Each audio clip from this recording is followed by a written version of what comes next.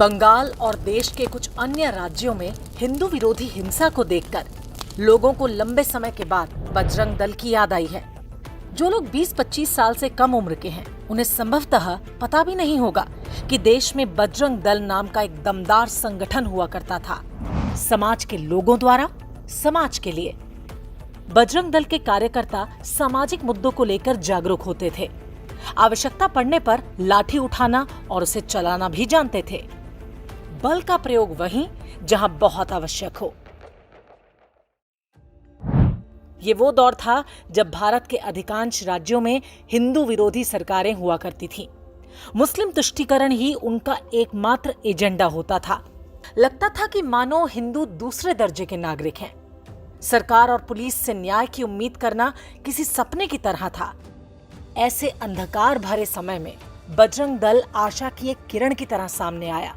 इनका नारा था सेवा, सुरक्षा और संस्कृति, और काम करने का तरीका बिल्कुल हनुमान जी की सेना वाला। ये धर्म के रक्षक थे जिन्होंने राम मंदिर के लिए मुलायम सिंह यादव की पुलिस की गोलियां अपनी छाती पर खाईं। छोटे छोटे शहरों में जब बात बात पर तलवारें और चाकू लहराए जाते थे और पुलिस का कहीं अता पता नहीं होता था, तब हिंदुओं के मकानों, उनकी दुकानों, संपत्ति और स्त्रियों की रक्षा के लिए बजरंग दल के लोग ही खड़े होते थे। जब जिहादियों द्वारा हिंदू लड़कियों को बहलाने, फुसलाने और उनके शारीरिक शोषण का खेल शुरू हुआ, तो यही लोग दीवार बनकर सामने खड़े हो गए। उत्तर प्रदेश के छोटे बड़े शहरों में महिलाओं की एक पूरी पीढ़ी आपको मिल जाएगी जिन्होंने बजरंग दल के भरोसे ही स्कूल से लेकर BA, MA तक की पढ़ाई पूरी कर ली। माता पिता निश्चिंत होते थे कि बेटी शाम को सुरक्षित घर लौट आएगी। बजरंग दल दहेज के बिना शादी के लिए अभियान चलाता था। इसके संगठन में समाज के सभी वर्गों के लोग होते थे। न ऊंच नीच की भावना, न अमीर गरीब का भेद।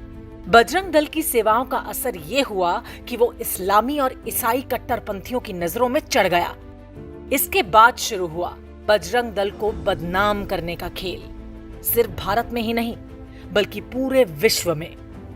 सबसे पहले वर्ष 1992 में बाबरी उन्मूलन के बाद बजरंग दल पर प्रतिबंध लगाया गया, लेकिन बाद में इसे हटाना पड़ा।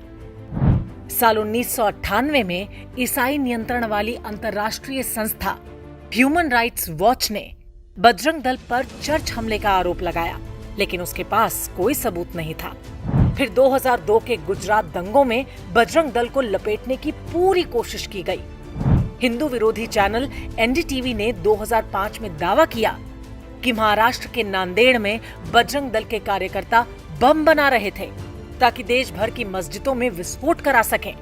जांच में पता चला कि चैनल ने जानबूझकर नकली कहानी गढ़ी थी। वैलेंटाइन डे के बहाने बजरंग दल को बदनाम करने की कहानियां खूब बढ़ा चढ़ाकर मीडिया पर दिखाई जाने लगी।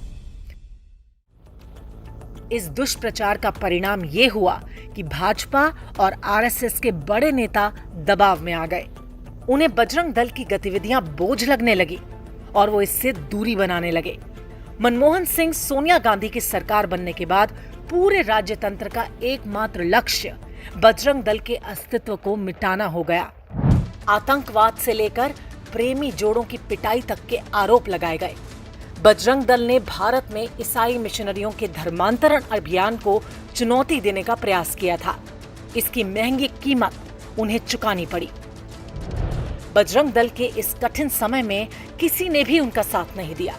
पहले मीडिया ने उसे खलनायक बनाया, फिर फर्जी पुलिस केस और मुकदमे थोपे जाने लगे। धीरे धीरे बजरंग दल उन संगठनों को भी बोझ लगने लगा जिन्होंने कभी बजरंग दल की मेहनत पर ही सत्ता का स्वाद चखा था।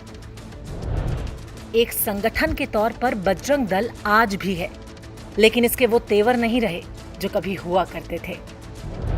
बजरंग दल हिंदू समाज की प्रतिरोधक शक्ति का प्रतीक था। ये प्रतिरोधक शक्ति नहीं रहेगी तो तरह तरह के विषाणुओं का भय बना रहेगा। ये सच है कि सुरक्षा सरकार और पुलिस का काम है, लेकिन जहां एक पूरे तबके को काफिरों को घेरने, दौड़ाने और मारने की ट्रेनिंग बचपन से ही दी जा रही हो, वहां पर पुलिस थाने के भरोसे बैठने पर वही होता है जो बंगाल और केरल में हो रहा है। यही वजह है कि आज एक बार फिर से लोगों को बजरंग दल और उसकी सेवाओं की याद आ रही है। याद आ रहा है कि कैसे कुछ राष्ट्रभक्त युवाओं ने मुलायम सिंह यादव के अंधेरे युग में हिंदू स्वाभिमान की रक्षा की थी। आज बंगाल में भी बजरंग दल के योद्धा होते तो ममता बनर्जी के गुंडों की हिम्मत नहीं होती कि वो हिंदुओं की तरफ आंख भी उठाकर देखते।